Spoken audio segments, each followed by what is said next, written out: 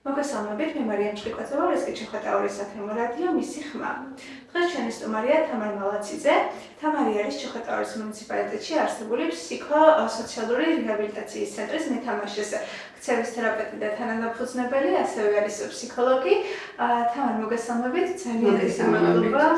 მოგესალმებით, ჩვენს მაყურებელსაც მივესალმები.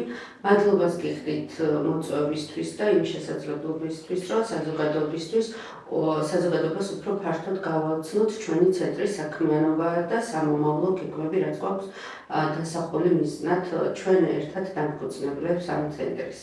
მადლობა თამარ და ჩემთვის პატივია და მოხარული ვარ, რომ თქვენ შესახებ შემიძლია საუბარი დღეს ჩემს მაყურებლებთან. თამარ, მოდით პირველ რიგში მოგვიყვებით, თქვენი мотивация რა იყო, რომ შეგექმნათ ცენტრი მეთამაშე. ვიცი რომ ეს რაღაც თქვენს პირველ სენტიმეტრთანაც არის დაკავშირებული და რა იყო თქვენი мотивация ამ შემთხვევაში? საიდან მოვიდა იდეა და რა იყო თქვენი მიზანი? ურეკში თბილისიდან ესე რომ ვთქვათ გავთხოვდი და ურეკში მომიწია გადმოსვლა და ახლა ამჟამად ურეკში ვცხოვრობ, სადაც ქალების ორგანიზაცია დამიკავშირდა და მთხოვა რომ ერთჯერადად მათი პროექტის ფარგლებში შემეფასებინა შიშომპირი ბავშვები და მათზე დამეწერა ესე რომ ვთქვათ ინდივიდუალური შეფასების გეგმა, რომლებსაც შემდეგ მშობლები სახში გავუკეთებდნენ თავიანთ შვილებს. რა ჩამოვედით და რა ჩამოვედით ჩოხატაურში დაახლოებით 25-მდე ბავშვი შევაფასე და ამ 25 ბავშვიდან ქალების ორგანიზაციასთან ერთად გამოვიკვლიეთ ის, რომ ამ ბავშვების უმეტესობა საერთოდ თერაპია არ ჰქონდა მიღებული და მშობლები თავიანთი ძალის ხმევით, ესე რომ ვთქვათ, ასწავლიდნენ სახში რაღაცებს ინტერნეტის მეშვეობით, იქ რასაც ძიობდნენ და აქედან გამომდინარე ამ ბავშვებს ჰქონდათ უფრო მეტი შესაძლებლობა განავითარებინათ თავიანთი ინტერესები, თავიანთი მაგალითად სფეროები, მაგრამ ამათ სჭირდებოდათ ასე ვთქვათ თერაპევტების, სპეციალისტების ჩართულობა. და ქალების ორგანიზაციასთან ერთად გადავწყვიტეთ, რომ გაგვეხსნა ცენტრი, მათი დახმარებით გამიხსნა ცენტრი და ამ პროცესებში ვიყავით, როდესაც სოფო გამოჩნდა, ასე ვთქვათ, ჩემს ცხოვრებაში. სოფოსაც მოგეხსენებათ აუტისტური სპექტრის ბავშვი და მეც შიშომპირი ძმა მყავს და ამან უფრო იმოქმედა, იმიტომ რომ ნახე 22 წლის ბავშვები, 25 წლის ბავშვები, რომლებსაც ბავშვები არ უკვე დიდები, მაგრამ რომლებსაც თერაპევტი არც კი ჰქონდათ მიღებული და ძალიან ესე ვთქვათ, ამ ყველაფერმა ძალიან იმოქმედა ჩემზე. და მედასოფლ გადავწყვიტეთ ქალების ორგანიზაციის დახმარებით, რომ გაგვეხსნა ჩოხატაურის მუნიციპალიტეტში ცენტრი. ჩოხატაურის მერია კი აფინანსებდა ბავშვებს, მაგრამ ამ მშობლებმა არ იცოდნენ სად წასულიყვნენ, იმიტომ რომ ან უნდა წასულიყვნენ ბათუმში, ან უნდა წასულიყვნენ ქუთაისში და აუტისტური სპექტრის და ზოგადად შიშომპირის ბავშვის ამხელა მანძილზე გადაადგილება ცოტა ძალიან რთულია. თან კვირაში, როდესაც 3-ჯერ ან 4-ჯერ უნდა ჩახვიდეთ ცენტრში, სადაც გზა დაახლოებით საათნახევარი ან 2 საათია, ხო? ცოტა ძალიან რთულია ბავშვისთვის, იმიტომ რომ 2 საათი ნამგზავრი ან თუნდაც საათნახევრის ნამგზავრი ბავშვი და შემდეგ თერაპიაზე დასვა არაფრის მომცემი არ იქნებოდა და აქედან გამომდინარე მშობლები თავს იკავებდნენ ყოველთვის, ასე რომ ვთქვათ, სხვა რეგიონში წასვლასთან დაკავშირებით და მედასოფლმა ვიფიქრეთ, რომ რატომ უნდა იყოს ჩოხატაური ამ მხრივ დამონაკლისი, თუ სხვადასხვა რეგიონებში ბავშვები იღებენ, ასე რომ ვთქვათ, ამ დახმარებას. და мотивация იყო ეს. თქვენი мотивация იყო, რომ ადგილზე ხელმისაწვდომობა გაგიზარდებათ შემთხვევაში და ასევე ეს ყველაფერი ყოფილიყო არა ერთჯერადი სერვისი, არამედ მუდმივად შეძლებოდათ. მრავალჯერადი რო ყოფილიყო, კი ნამდვილად და თან ჩემს თავზეც რომ აქვს გამოცდილი, რომ ჩემი ძმარი 22 წლის და თბილისში მაშინ ესი არ იყო ფართოდ გავრცელებული და თბილისში არ იცოდნენ, ასე რომ ვთქვათ და მაშინ იწყებოდა თბილისში სხვადასხვა ცენტრების ჩამოყალიბება და ესე ვთქვათ ცნობადობის ამაღლება როგორც საზოგადოებაში, ისე მშობლებისთვის და ისე იყვნენ ექიმებიც ამ ყველაფრის ესე ვთქვათ გამოკვლევაში, რასთან ჰქონდათ საქმე და რეგიონებში ეს ყველაფერი უფრო არ იყო ესე და რეგიონებში უფრო არ იცოდნენ რა სჭირდათ თავენჩულს და მშობლები რომ მოვიდნენ უბრალოდ იცოდნენ რომ აი ბათუმში რო იყვნენ ჩასულები ერთჯერადად იცოდნენ რომ თავენჩულს ესა და ეს დიაგნოზი ჰქონდათ, მაგრამ იმის იქით რა უნდა გაეკეთებინათ უბრალოდ არ იცოდნენ. და აქედან გამომდინარე, აი ამ ყველაფერმა ძალიან იმოქმედა ჩემზე და რატომ გადავწყვიტე, რომ ჩოხატაურში ესე ვთქვა დარჩენილი ყავრი და გაგვეხსნა აქ ცენტრი. მე მიხარია რომ დარჩეთ ჩოხატაურში. მოდით ახლა მოვიყავით უკვე რა თერაპიები არის თქვენ ცენტრში და რა სერვისებს თავაზობთ კონკრეტულად ბენეფიციარებს. კი მოგიყვებით, მე მაქვს ესე რომ ვთქვათ მრავალწლიანი გამოცდილება ქცევის თერაპიაში და მაქვს სხვადასხვა ინსტრუმენტი, ანუ შეფასებას ესე ჩვენ შეფასებას ვეძახით, რომ სხვადასხვა ინსტრუმენტებს ვფლობ მე თვითონ, როგორც არის მაგალითად ვიბიიმები, იეფელი, გაფსი და საიდანაც ხდება ამ ბავშვების ესე რომ ვთქვათ შეფასება, თითოეულ ბავშვს ეწერება ინდივიდუალური პროგრამა, რომლითაც შემდეგ თერაპევტები ხელმძღვანელობენ ამ ინდივიდუალური თერაპიები. თითოეულ ბავშვთან უშუალოდ ესე რომ ვთქვათ კონტაქტი მაქვს, იმიტომ რომ მათ შეფასებებს ვახორციელებ მე და შემდეგ ვუწერ ინდივიდუალურ გეგმებს, რითაც მე ხელმძღვანელობს თერაპევტი. თერაპიების დროსაც თერაპევტებს ვესწრები და ეს ვაძლევ ესე რომ ვთქვათ მითითებებს, როგორ უნდა იმუშაონ, რა უნდა გააკეთონ. და აი ესე მუშაობს ეს ცენტრი. ცენტრში გვაქვს სხვადასხვა თერაპიები, ქცევის თერაპია, მეტყველების თერაპია, აკადემიური და ჯგუფური ფსიქოთერაპიები. სამომავლო გეგმებიც რა თქმა უნდა ძალიან ესე ვთქვათ დიდი გვაქვს ცენტრში. ამ ეტაპზე ბენეფიციარები ესე ვთქვათ ძალიან ბევრი ყავს. და იქიდან გამომდინარე, რომ სოფლმეც აღნიშნა სპეციალისტების ნაკლებობა გვაქვს, მოგვიწია, რომ ბავშვების რაღაცა რაოდენობა დაგვეტოვებინა მომლოდინეთა რიგში. სანამ ესე ვთქვათ სპეციალისტებს ნახავთ. იმიტომ რომ მე მაგალითად ამ მშობლებთან როდესაც ესეთ კომუნიკაცია მქონდა, ხო, მშობლებს მივეცი პირობა და ჩემ თავთანაც ასე ვთქვათ მართალი რომ იყო, მათ დავუპირდი იმას, რომ არც ერთ თქვენ შვილს იმ თერაპევტთან არ დავსვავ, რომელი თერაპევტთანაც საკუთარ ძმას არ დავსვავ თქო. და დღემდე ეს ცენტრი და სოფოსაც ესე ვთქვათ ეს ხედვავს, რომ რომელ თერაპევტთანაც თავის შვილს არ მიიყვან და იმ თერაპევტთან ის თერაპევტი ჩვენთან უბრალოდ ფიზიკურად ვერ იმუშავებს და რაღაცა აი ამ ლოზუნგით მოვდივართ პირველივე დღიდან და მიხარია ის, რომ ჩვენ სიტყვას ვასრულებთ და ნამდვილად შემიძლია ვთქვა, რომ ჩვენ თერაპევტად 100%-ით ვენდობით და შემიძლია ვთქვა, რომ რაღაცა ძალიან კარგი გუნდი შევიკარით. ძალიან მიხარია, რომ ასეთი დამოკიდებულება გაქვთ თქვენი საქმისადმი.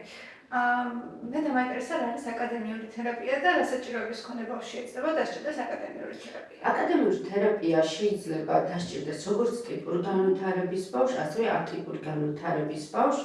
აკადემიური თერაპია ეხმარება ბავშვს, რომ ის შეისწავლოს, ასე ვთქვათ, სასკოლო მასალას დაეწიოს შეძლების და ვაღარ. ეს არ არის ის სასკოლო მასალა, რასაც სკოლაში გადიან ბავშვები. ეს არის ბავშვის შეფასების შედეგად ინდივიდუალურად იწერება გეგმა და იმ გეგმას ნელ-ნელა ნაბიჯ-ნაბიჯ მიყვება აკადემიური თერაპევტი. სადაც ეგრევე რა თქმა უნდა შეიძლება არ იყოს ამბანის დასწავლა, ან რიცხობის დასწავლა და რაღაცა უფრო ქვემოდან დაიწყოს აკადემიური თერაპევტმა, ესე ვთქვათ, მომზადება ბავშვის იმისთვის, რომ შემდეგ გადავიდეს და ვთქვათ დაიწყოს რიცხობის და ასოების, ესე ვთქვათ, ცნობა. ბოლო პერიოდში განსაკუთრებით თუნდაც ინტერნეტ რესურსებში და სოციალურ ქსელებში ხშირად ხდება ხოლმე ADHD, ხო, ჰიპერაქტიულობა და სკოლებშიც ხშირად გამიგონია ხოლმე მასწავლებლებისგან, რომ ჰიპერაქტიულია ესა თუ ის ბავშვი და მოდით ამაზეც ვისაუბროთ, რას ნიშნავს, რას გულისხმობს, როგორ უნდა ამოვიცნოთ და როგორ შეიძლება რომ შესაბამისად მივუდგეთ ასეთ ბავშვს. ჰიპერაქტიული ბავშვი შეიძლება დაახლოებით ამოცნობა უკვე 2 წლის ასაკიდან, როდესაც ვერ ისვენებს ბავშვი, კონცენტრაცია ერთ რაღაცაზე ზოგადად უჭირს და ვერ კონცენტრირდება ერთ რაღაცაზე, რაც უფრო არის სასწავლო და დასასწავლი, ხო? და შემდეგ ეს ყველაფერი უფრო გამოკვეთილად და ცხადად ჩანს, როდესაც ბავშვი მიდის პირველ კლასში. სადაც ის მერხთან უნდა დაჭდეს, მასწავლებელს უნდა მოусმინოს პროგრამა, ესე ვთქვათ, უნდა შეისწავლოს. სწავლასთან დაკავშირებით ექნება მე შემდეგ სირთულეები. ჰიპერაქტიულ ბავშვს არ შეუძლია მაგალითად რიგში დგომა, დალოდება და ასე რომ ვთქვათ, ეგრეთ წოდებულად თავის სამყაროს იქმნის იმ მხრივ, რომ არ აკეთებს, ესე ვთქვათ, სოციუმს კარგად ვერ ერგება, იმიტომ რომ ყველაფერი უნდა ძალიან სწრაფად, ყველაფერს აკეთებს ძალიან ეგრეთ წოდებულად სწრაფად, დალოდება კიდევ ერთხელ აღმოჩნდა, რომ ყველაზე მეტად მათი სირთულე არის ის, რომ ლოდინი არ შეუძლიათ. აქედან გამომდინარე, მასწავლებლის მოსმენა დიდხანსაც არ შეუძლიათ, იმიტომ რომ კონცენტრაციას დიდხანს, ესე რომ ვთქვათ, ვერ ახდენენ ერთ კონკრეტული თუნდაც საგნის მიმართ და ძალიან მალე ეფანტება დგონება და მე მათ დგონება სხვადასხვა ადგილას, ასე რომ ვთქვათ, დაფრინავს. აქედან გამომდინარე, საჭიროა რა თქმა უნდა სპეციალისტის ჩართვა თავის დროზე, რომ მოგვარდეს, ესე რომ ვთქვათ, ეს პრობლემები, იმიტომ რომ მე არ გადაიზარდოს ეს ყველაფერი ქცევის დარღვევაში, რომ არ გახდნენ აგრესიულები, არის შემთხვევები, როდესაც ემართებათ დეპრესია, შფოთვა, იმიტომ რომ ვერ ხვდებიან მათ ორგანიზმს, ასე რომ ვთქვათ, რა სჭირთ.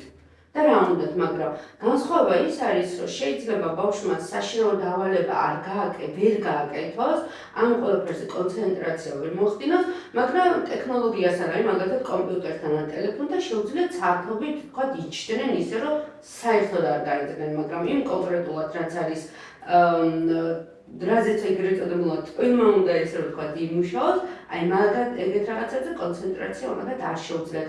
უჭირთ მე ბავშვებთან ესე რომ ვთქვათ ურთიერთობა და გადაზდით მე ესე რომ ვთქვათ აგრესიაში და ამიტომ ჯობია რომ მშობელმა თავის დროზე ჩართოს სპეციალისტი, რომ შემდეგ უფრო სიღრმეში არ წავიდეს ეს ყველაფერი. თქვენ ახსენეთ, რომ შეიძლება იმას, რასაც გონების დატანა სჭირდება და შესწავლა სჭირდება და ასე შემდეგ, იქ ვერ მოახერხონ კონცენტრაცია და უფრო მეტად ბავშვი ტელეფონში შეძლო. თუ კი ჩვენ რესურსებს მოვარგებთ და ისე გავაკეთებთ, რომ ტელეფონში წაიკითხონ ან უცებ-უცებ გაეცნონ რაღაც ინფორმაციას და უშუალოდ ისე რომ მათთვისაც მოსაბეზრებელი არ იყოს ან კონცენტრაცია უფრო მალე შეძლო. იმიტომ რომ დავაკავშირე იმასთან, რომ ტელეფონში უფრო მეტად სწრაფად ნახულობ ხოლმე ინფორმაციას და დიდხანს იქ გონების დაკავება არ ჭირდება. თუ კი ჩვენ ესე მოვარგებთ რესურსებს, მათ საჭიროებას, სწორი იქნება თუ არა? არ იქნება სწორი, იმიტომ რომ ნახეთ, ბავშვი შემდეგ გახდება ეკრან დამოკიდებული, რაც შემიძლია ვთქვა, რომ ჩვენი ბავშვების თაობის სენი არის, იმიტომ რომ ისედაც ეკრანისკენ არიან მიდრეკილები და კიდე ტელეფონი რომ მივაწოდოთ, შემდეგ ბავშვებს ძალიან უჭირთ კომუნიკაცია საზოგადოებასთან. არ იციან, ან მეტყველების შეფერხებაც შეიძლება ამ ყველაფერმა გამოიწვიოს. სიტყვათა მარაგის ეგრევე რომ ვთქვათ, მწირე მარაგი აქვთ ხოლმე ბავშვებს ამ შემთხვევაში და რაც მოვთვლი, რომ ყველაზე კატასტროფული რაც არის ხოლმე ამ შემთხვევაში არის ის, რომ აი ჩემთან მაგალითად მარტო რეგიონში არა, თბილისშიც მოდიოდნენ ბავშვები, რომლებიც ქართულ ოჯახში იზრდებოდნენ, დედაც ქართველი იყო, მამაც ქართველი იყო, ქართულად საუბრობდნენ, მაგრამ ბავშვმა ქართული არ იცოდა. და იცოდა ინგლისური და რო იკითხებოდი უბრალოდ რა ფერია წითელი, გეუბნებოდა რედ, კი ესმოდა შენ ქართულად, რასაც ეკითხებოდი, მაგრამ ქართულად ვერ პასუხობდა. აქედან გამომდინარე, წარმოგიდგენიათ, ანუ ეს ბავშვი რამდენი ხანი იჯდა ტელეფონთან, რომ ბავშვმა ქართულად არ იცის მეტყველება და პასუხობს მუსლიმის ენაზე და მქონია შემთხვევები, როდესაც აი გახმოვანებები რო არის მუსლიმების მათი ინტონაციით საუბრობდნენ ბავშვები ინგლისურად, თუმცა შინაარსი კი არის მოდათ რას ლაპარაკობდნენ, უბრალოდ დაზეპირებული ფრაზები ჰქონდათ და მათი, ესე ვთქვათ, ინტონაციით, შინაარსით, ყველაფრით მათი ენით გესაუბრებოდნენ. რაც შემდეგ თერაპევტს ძალიან უჭირს, რომ ანუ ეს ყველაფერი, ესე ვთქვათ, გადმოაქართულოს და გადმოიყვანოს ეს ბავშვი იმაზე, რომ ქართულად დაიწყოს მეტყველება, იმიტომ რომ საქართველოში ვცხოვრობ, შემდეგ ეს ბავშვი ბაღში უნდა მივიდეს, სკოლაში უნდა მივიდეს, ქართულ ბავშვებთან უნდა კონდეს ხო კომუნიკაცია და აქედან გამომდინარე ძალიან რთულია ეს ყველაფერი. ისევ მისთვის, ბავშვისთვის არის რთული, იმიტომ რომ ამ ყველაფრის დაძლევაც ძალიან რთულია. შემდეგ მეტყველების შეფერხებას ეს ყველაფერი იმიტომ იწვევს, რომ როდესაც მაგალითად კვების დროს, აი თუნდაც 1 წლის ბავშვს, ან 8 თვის ბავშვს, არ აქვს მნიშვნელობა 2 წლის ბავშვს, ხო? როდესაც ბავშვი იკვებება და ჩვენ აქ წინ ტელეფონს ვუდებთ და ეს ბავშვი ისე იკვებება, რეფლექსი საერთოდ არ უმუშავდება, იმიტომ პირდაპირ ყლაპავს და ხეჭმის რეფლექსი საერთოდ არ აქვს, რომელიც შემდეგ მეტყველებაში ძალიან უშლის ეს ყველაფერი ხელს და გემოშეგრძნება ეკარგება, იმიტომ რომ ვერ გრძნობს რა საკვებს მიირთმევს, იმიტომ რომ არ უყურებს აქ რას უჭამენ, უყურებ აქ ეკრანზე უყურებ. აქედან გამომდინარე ნახროვანების შეგრძნებაც ხო ეკარგება ბავშვს და რაც მთავარია მეტყველების ძალიან დიდი პრობლემა იქნება მე სამომავლოდ, იმიტომ რომ ის რეფლექსი რაც უნდა იყოს, ესე რომ ვთქვათ, გამომუშავებული, არ არის თავის დროზე და საერთოდ ეს ეტაპი ბავშვს გამოტოვებული აქვს. ამიტომ ჩვეულებისთვის ჩემი პირველი რეკომენდაცია და ასე ვთქვათ, რჩევა იქნება, რომ ვეცადოთ, რომ კვების დროს ბავშვს ტელეფონი არ მივცეთ. თუნდაც ესე ვთქვათ, სულოვნები ხოლმე, რომ თქვენს თავზე დატესტეთ, რომ ფილმი ჩართეთ, დაჯექით, დაიდეთ ბატიბუტი გვერდით და ისე მიირთმოთ იმ ბატიბუტს, რომ ფილმის დასრულების დროს ვერც იგრძნობთ ბატიბუტი, აი ამდენი ბატიბუტი როგორ შევჭამე, ან საერთოდ შეგრძნება არ მქონდა იმის, რომ ამ დროს თქვათ მივირთმევდი ბატიბუტს. ძალიან დიდი მადლობა. საინტერესო საკითხები ახსენეთ, ახლა და ვფიქრობ, არა მხოლოდ მართლა მშობლმა, არამედ ყველამ უნდა იცოდეს ამის შესახებ. ესე იგი, მე რო პეტრე დასკვნისავით გავა კეთილდღეობის შემთხვევაში მნიშვნელოვანია, რომ ჩვენ პროფესიონალთან გავიაროთ კონსულტაცია და ასევე მნიშვნელოვანია ვიცოდეთ, რომ ეს ბავშვები ამას განზრახ არ აკეთებენ და რაღაც აგრესია არ გადავიტანოთ ბავშვებზე იმის გამო, რასაც უნებურად აკეთებენ. ასევე მაინტერესებს თუ კი სწორად ვამბობ ამ შემთხვევაში განვითარების ჩამორჩენის განვითარების ეტაპების დაყოვნება კი.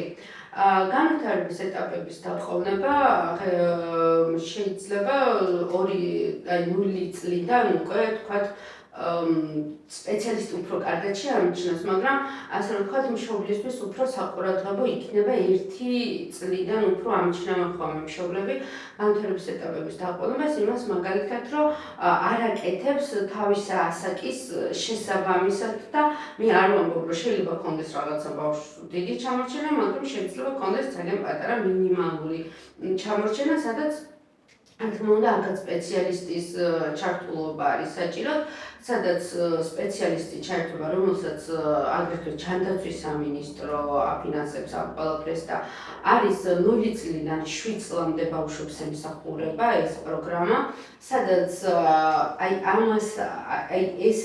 ამ ასაკში ადრეული განვითარების სპეციალისტი ეხმარება ბავშვს, რომ დაეციოს თავის ასაკს. და არის თვეში 8 ვიზიტი არის, სადაც უშუალოდ სპეციალისტი მიდის სახლში ან მიდის ბაღში, სადაც ეს ბავშვი, ესე ვთქვათ, ძირითადად არის. თუ მშობლის მოთხოვნა არის, რომ მივიდეს სახლში, მშობელი მიდის სპეციალისტის სახლში, თუ მშობლის მოთხოვნა არის, ესე ვთქვათ, რომ სპეციალისტი მივიდეს ბაღში, იმიტომ რომ შეიძლება ბავშვებთან ვერ ერთვება თამაშის პროცესში, ან კვების დროს და იმ სოციუმში არ ერთვება რა დროსაც ვთქვათ, ჯგუფური აქტივობები ხორციელდება, ამ შემთხვევაში შეიძლება სპეციალისტი მივიდეს ბაღში და ჩაერთოს სპეციალისტი ამ პროცესებში, რომ ბავშვს დაეხმაროს, როგორ მოხდინოს ესე ვთქვათ, ინტეგრაცია ბავშვებთან მიმართებაში. ეს არის პროგრამა, სადაც არ ხორციელდება ვიზიტი ცენტრში, ანუ აუტიზმის პროგრამისგან ეს განსხვავება არის, რომ ქცევის თერაპევტთან მშობელს უშუალოდ ცენტრში მოყავს, მაგრამ ადრეული განვითარების დროს სპეციალისტი ვალდებული არის, რომ მივიდეს სახლში. და რატო მთავარი არცი ამ პროგრამის არის ეს, რომ მშობლის გაძლიერება უნდა მოხდეს ამ კუთხით, იმიტომ მიდის სპეციალისტი სახლში, რომ მშობელს უნდა ასწავლოს სპეციალისტმა, როგორ უნდა ურთიერთობა, როგორ უნდა ქონდეს თავის შვილთან, რა უნდა ასწავლოს სახლის პირობებში. იქ არ არის, თქვათ, არსებით მნიშვნელობა არ აქვს იმას, რამდენი სათამაშო აქვს ამ ბავშვს, გარემო უწყობს თუ არა, სახლის პირობები უწყობს თუ არა, ხო? სპეციალისტი იმისთვის არის, რომ ეს ყველაფერი უნდა მოიფიქროს, ისე უნდა დაგეგმოს ამ ბავშვის სახლში, ამ ბავშვის სახში ყველაფერი, რომ მოარგოს ბავშვის ინტერესებს ყველაფერი და ამ ყველაფერში ჩართოს მშობელი. თუ მაგალითად ქცევის თერაპიაზე მშობელი არ ესწრება ადრეულის შემთხვევაში, მშობლის დასწრება არის სავალდებულო. გასაგებია. თამარ მოდით აუტიზმს მივუბრუნდეთ და მაინტერესებს რა საკიდან შეიძლება რომ დაიშალოს ეს დიაგნოზი და ასევე რა განსხვავებაა დაუნის სინდრომსა და აუტიზმის შორის. აუტისტური სპექტრის დადგენა ხდება დაახლოებით 1 წლიდან, მაგრამ უფრო 1 წლიდან ხდება, მაგრამ 1 წლის ასაკში აუტიზმის დიაგნოზი რა თქმა უნდა არ ისმევა. როგორ შეიძლება მშობელი რომ მიხვდეს, ხო? აი მაგალითად თუ 1 წლის ბავშვი ან უფრო თქვა 8 თვის 9 თვის ბავშვი, ხო, ესე ვთქვათ მიმიკებზე, ხიმილზე, ხიმილით უნდა თქვა პასუხობდეს, უკვე უნდა იწყებდეს თვალითი კონტაქტი უნდა ქონდეს. თუ აი ეს ყველაფერი არ აქვს ბავშვს, ხო? აი უკვე რაღაცები საყურადღებო არის. მაგრამ 2 წლის ასაკში უკვე შეგვიძლია რომ ესე თვალნათლივ დავინახოთ იმ მხრივ რომ მეტყველების შეფერხება აქვს, ანუ ეგრეთ წოდებულ შეიძლება ბავშვი ლაპარაკობდეს, მაგრამ გაუგებრად ლაპარაკობდეს, ან თავის ენაზე საუბრობდეს, ან საერთოდ არ საუბრობდეს. ყველა საყურადღებო არის ამ დროს სახელზე რეაგირებს თუ არ რეაგირებს ბავშვი და როგორ აქვს კომუნიკაცია, ასე რომ ვთქვათ, გარე სამყაროსთან. აქვს თუ არა აკვიატებები, აქვს თუ არა ესე რომ ვთქვათ ერთი და იგივე ქცევები ცოტა ესე რომ ვთქვათ გასაგებ ენაზე რომ ვისაუბროთ, ხო? აკვიატებებში გულისხმობ იმას, რომ ერთი და იგივე მანქანა თუ აქვს სიტყვაზე ვამბობ ამოჩემული და მარტო მხოლოდ ამ მანქანით თამაშობს და სხვა მანქანები ესე რომ ვთქვათ მისი ირგვლივ არ არსებობს და არ აქცევს ყურადღებას. რამდენად კომუნიკაციაში შედის, შეიძლება ხა ბავშვებთან არ შედიოდეს ამ ასაკში, მაგრამ რამდენად კომუნიკაციაში შედის მშობლებთან, რამდენად სთხოვს რაღაცებს, რამდენად თქვათ ითხოვს მათგან რაღაცებს, ყურადღება იქნება ეს თუ გარეთ გასეილება იქნება თუ ასე შემდეგ, ხო? აი ეს ყველაფერი საყურადღებო არის და ამ დროს რა თქმა უნდა სპეციალისტთან ვიზიტი აუცილებელი არის, რომ გავიგოთ რა ხდება და რასთან გვაქვს საქმე. დღემდე არის ხომ ის ფრაზები, რომ ჩემმა ქმარმაც გვიან დაიწყო ლაპარაკი, რაღაცა ბავშვის ბებიამ, ბაბუამ ან დედამ დაიწყო ლაპარაკი და ველოდებით 4-5 წლამდე ჩვენი შვილი როდის დაიწყებს ასე ვთქვათ საუბარს. ამ ყველაფერს ესე ვთქვათ გენეტიკასთან არაფერი კავშირი არ აქვს. თუ ბავშვი თქვათ 2 წლიდან მისი ასაკის შესაბამისად არ საუბრობს და არ ხმარობს იმ ერთ სიტყვიან ფრაზებს, რასაც უნდა ხმარობდეს, ხო? ეს უკვე ძალიან საყურადღებოა, თუ სახელზე არ რეაგირებს, ესეც საყურადღებოა და თუ აკვიატებები აქვს, ასე რომ ვთქვათ, ესეც საყურადღებოა და რამდენჯერ აკეთებს ერთი და იგივე, ესე რომ ვთქვათ, ქმედებებს ბავშვი. აქედან გამომდინარე, მე ვთვლი, რომ არ უნდა დაველოდოთ იმას და რაღაცა მგონია, რომ ეს უფრო თავის ნუგეში არის იმ მხრივ, რომ რაღაცა ჩემმა ქმარმაც მეც გვიან დავიწყეთ საუბარი, რაღაცა გენეტიკასთან გვაქვს საქმე.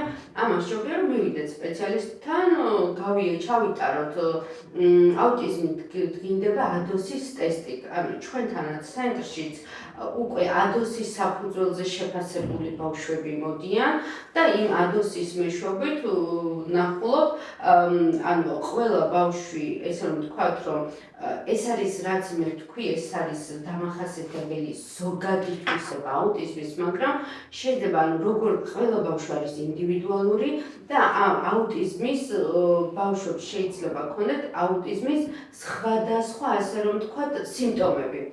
შეიძლება აი 10 ბავშვი ვავიღოთ, 10-დან 2-ს ქონდეს ერთნაირი სიმპტომები და 8-ს ქონდეს განსხვავებული სიმპტომები და საერთოდ ერთმანეთთან არ ემთხვეოდნენ. იმიტომ არის, რომ ყველა აუტისტური სპექტრის მქონე ბავშვი არ არის ერთი, ესე რომ ვთქვათ, სიმპტომი არ აქვს. არ აქვს ერთი, თქვათ, ინტელექტუალური ჩამორჩენა ერთნაირად. არიან მაღალფუნქციურები, არიან საშუალო და არიან შედარებით დაბალფუნქციური. ამიტომ ესე ვთქვათ, ერთ იმაში ვერ გავატარებ და ამას ჯობია რომ სპეციალისტთან წავიდეთ, იმიტომ რომ ADOS-ის დასკვნა გვაძლევს საფუძველს იმისას გავიგოთ ჩვენი შვილი სად არის. ან ესე ვთქვათ, რომელ საფეხურზეა ამ დროს ჩვენი შვილი და ამ ეტაპზე ვიტყვი, რომ რა თქმა უნდა ჩოხატაუში ადოსის სპეციალისტი არ ყავს და ეს არის ძალიან ესე ვთქვათ დიდი ფუფუნება და გურიაში საერთოდ არ გამიგია სადმე იყოს ადოსის სპეციალისტი და რა თქმა უნდა იქით წლიდან გეგმავთ იმას, რომ მოლაპარაკებებს ვაწარმოებთ ერთ სპეციალისტთან, რომ ჩვენთან მაგალითად კვირაში ერთხელ, ამ თვეში ერთხელ ჩამოვიდეს, სადაც ბავშვებს შეაფასებთ და მშობლებს მაგალითად აღარ მოუწევთ ქუთაისში და ბათუმში ადოსის შეფასების გამო წასვლა. ძალიან კარგი იქნება თუ კი ამას შეძლეთ. და ასევე შეიძლება რომ განვარტოთ დაუნის სინდრომსა და აუტიზმის შორის განსხვავება რა არის ამ შემთხვევაში? თუ მაგალითად აუტისტური სპექტრის ბავშვი მუცლად ყოფნის დროს ვერ დაადგეს ესე რომ ვთქვათ ვერც ერთი ექიმი ბავშვის ვთქვათ აქვს თუ არა რამე სიმპტომები აქვს თუ არა ვთქვათ აუტისტური სპექტრის დიაგნოზის. დაუნის სინდრომის შემთხვევაში ულტრაბგერის გამოკვლევის თანახმად შეიძლება არა ჩანს აქვს თუ არა არის თუ არა ბავშვი დაუნის სინდრომის მქონე. და ეს რა ქვია დაუნის სინდრომის მქონე ბავშვი ვიზუალურადაც ეთყობა. მოკლე თვალები აქვს შედარებით ესე ვთქვათ უფრო დიდი ენა აქვს და აქედან გამომდინარე გარეგნული სიმპტომებითაც შეუძლია მიხვდეთ და მუცლად ყოფნის დროსაც ექიმისაც შეუძლია დაადგინოს აქვს თუ არა ბავშვს დაუნის სინდრომი. დაუნის სინდრომის მქონე ბავშვები ინტელექტუალური ესე ვთქვათ შეფერხება აქვთ რა თქმა უნდა, აქაც სჭირდებათ რა თქმა უნდა თერაპიების ჩართულობა, არიან უსაყვარლესები და მათი ესე ვთქვათ ძირითადი ხასიათი, ესე ვთქვათ დამახასიათებელი თვისება არის ის, რომ არიან ძალიან ბუტიები. თუ გაგებუდნენ, მათი შემორიგება არის რაღაცა სასწაული უნდა მოახდინო მერე რომ რაღაცა შემოირიგო, იმიტომ რომ არიან ძალიან ჯიუტები ხასიათითაც და რა თქმა უნდა თერაპიების შედეგად ძალიან ბევრი რაღაცის მიღწევა შეიძლება მათთვისაც. და ამით განსხვავდებიან, რომ აუტისტური სპექტრის ბავშვს თუ ესე გარეგნული სახით არაფერი არ ეთყობა საერთოდ, დაუნის სინდრომის მქონე ბავშვს ეთყობა. და თამარ მე როგორც ვიცი, თქვენ სამომავლოდ გეგმავთ, რომ რეაბილიტაცია, აბილიტაციის ასევე თერაპიებით შესთავაზოთ, ხომ თქვენს ბენეფიციარებს და რომ გაგვიმართოთ რას რეაბილიტაცია, აბილიტაციაში მოისაზრება ძირითადად ფიზიკური თერაპია. აი მაგალითად ბავშვებს, რომლებსაც სჭირდებათ ესე ეგრეთ წოდებული მასაჟი, რომელიც უკვე ექიმის მიერ არის დადგენილი, რომ მაგალითად აბილიტაცია-რეაბილიტაციის პროგრამაში ბავშვი სანამ ჩაერთვება, მანამდე აფასებს მულტიდისციპლინარული გუნდი ექიმების, სადაც სხვადასხვა დარგის ექიმი ზის ეს კომისიაზე და ამოწმებენ ბავშვს, რომ რა საჭიროება არის მისთვის, ესე რომ ვთქვათ, წამყვანი და რა სჭირდება ამისთვის. და შემდეგ ეს ბავშვი ჩაერთვება აბილიტაცია-რეაბილიტაციის პროგრამაში. აბილიტაცია-რეაბილიტაციის პროგრამა მოისაზრებს იმას, რომ არის ფიზიკური თერაპია, ოკუპაციური თერაპია შედის, ფსიქოლოგი შედის, აკადემიური უნარების თერაპევტი შედის, დიაგან მულტიგუნდი რო შეაფასებს, იმის საფუძველზე ენიშნება ბავშვს რა სჭირდება მას რომ რეაბილიტაცია, აბილიტაციაში რომ ჩაერთვება, ზუსტად ის პროგრამები მოერგოს ბავშვს. ძირითადად ენიშნება თქმა ფიზიკური თერაპია. ძალიან დიდი მადლობა თამარ. ისეთ მნიშვნელოვან საკითხებზე ვესაუბრეთ და ისე ამომწურავად, რომ ვფიქრობ დაინტერესებული პირები ძალიან დიდ ინფორმაციას მიიღებენ ამ ინტერვიუდან. მადლობა თქვენ, მადლობა ჩვენს მაყურებელს. მეც ვუხდი მადლობა ჩვენს მაყურებელს.